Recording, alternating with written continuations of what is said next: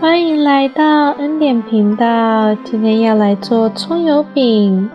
这其实是一个非常简单的食谱，也是台湾常见的美食。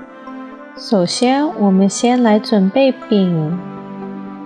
这里有200克的面粉，加入1克的盐，边搅拌，慢慢倒入70克的热水，再倒入70克的冷水，搅拌一下，再用手下去揉。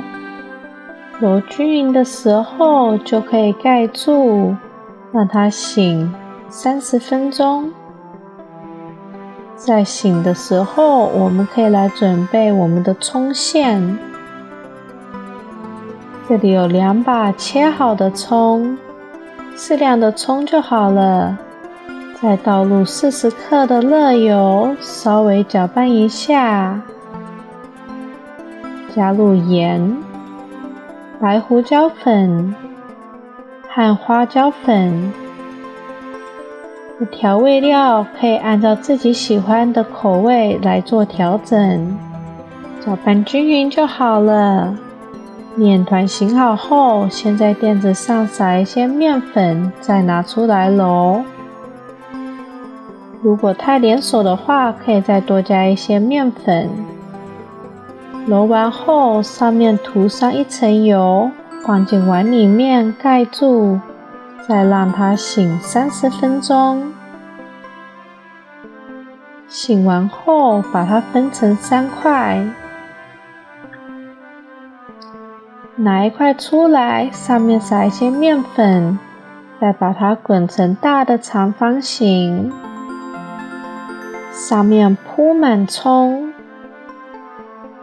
可以撒一些芝麻，再把它卷起来。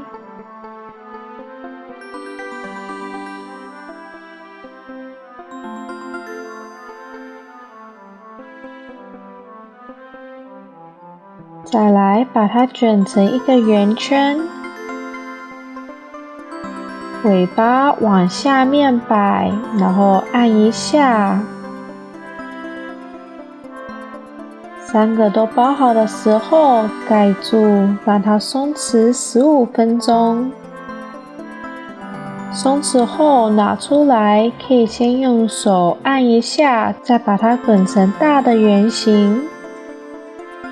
我们这样子就可以拿来煎了。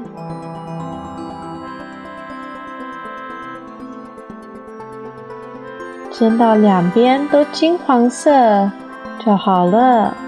我们现在可以来享受好吃的葱油饼了。哇，可以看到它里面爆满葱，然后充满葱的香气，撕开来还可以看到 Q 弹的饼。